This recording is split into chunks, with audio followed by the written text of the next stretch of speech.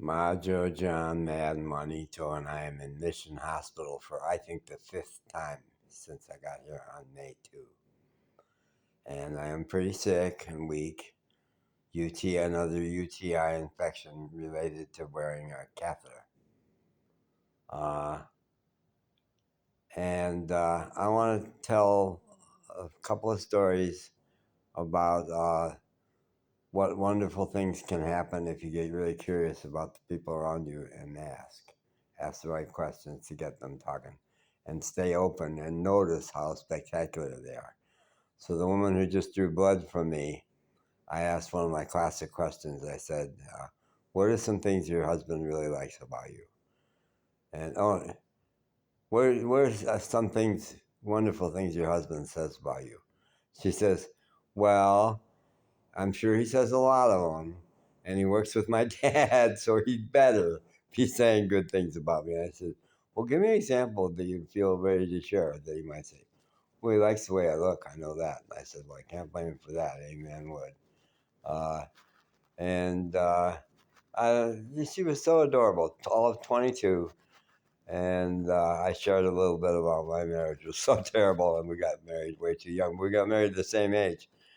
And she says, well, I know we're just babies in this world. She was precious. She was so precious, fun to talk to. The guy who pushed my gurney this morning when I went downstairs for a test is here from Mississippi. He's travel. They're hiring travel people to come for transport duty, pushing gurneys around, which I'm not approving of that because I think some Asheville kid ought to have that job. But this kid was 20 years old, gorgeous young black guy, tall and thin. And when I said, tell me something interesting you do, oh, I race horses. You race horses? Yeah, quarter horses only know something. He's from Mississippi, and where he is in Mississippi, he races horses and races cars. What an amazing! I said, you are so interesting. He says, I know, I really am. So the big one, I want to share the big one. The test I was for down there was, I think they call it oh God, I can't even come up with the word. I'm not thinking so good.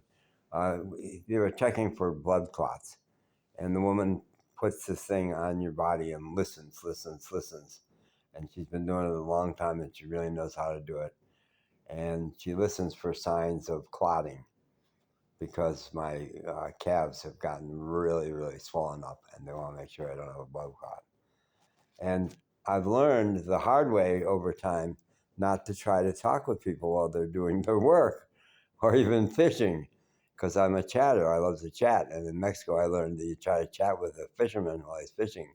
He will at least give you a fishy look, like, can't you see I'm fishing? Will you leave me the fuck alone? A mechanic, don't chat with a mechanic while he's working on your car. No. So she's listening to this very subtle, and somehow I got the message she wanted to keep a conversation. So we had a huge conversation. While she was doing this for about half an hour, 40 minutes. And her dad, I want to tell a story about her dad. What a man. What a man her dad was. Oh, and what a relationship they had. He was military, and he was kind of taciturn. He didn't talk about himself much. But starting at young ages, he would sit each of his kids down and have conversations with her. Conversations about the state of the world and the state of the neighborhood. I don't know, maybe not stuff that would be threatening or confusing for a little kid, but whatever. Just so they could practice talking and having opinions and stuff. Amazing. And I shared with her that I carry TV trauma because in my house, I wanted to talk and everybody wanted to watch TV. Parents, everybody was more interested in watching TV. And I do have genuine trauma about that. It still happens all the time where people aren't available to really listen. But here's the biggest story about her and her dad. He was in the lifelong military. She grew up. She is a few years younger than me. She's probably 65, something like that. I think right around there. And it was the Vietnam War, and she got radicalized And she called her father a baby killer. That took my breath away. But I can picture it probably happened a lot back then. And I thought, this is where he hits her. This is where he beats her. At least slaps her. At least he's going to slap her, you know that. No. He said, let's sit down and talk about it. I want you to explain why you think I might be a baby killer and why you're calling me that. Can you believe that? Can you believe that? And then Lord said, let's have a conversation about it. I want to hear what you have to say. Unbelievable. And then a few months later, she saw the movie Full Metal Jacket and realized what those guys went through over there.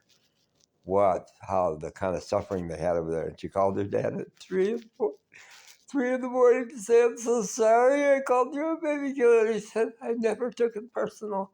You're my baby girl. I never took it personal. No, you were just trying to find your way. What a father, huh? What a father.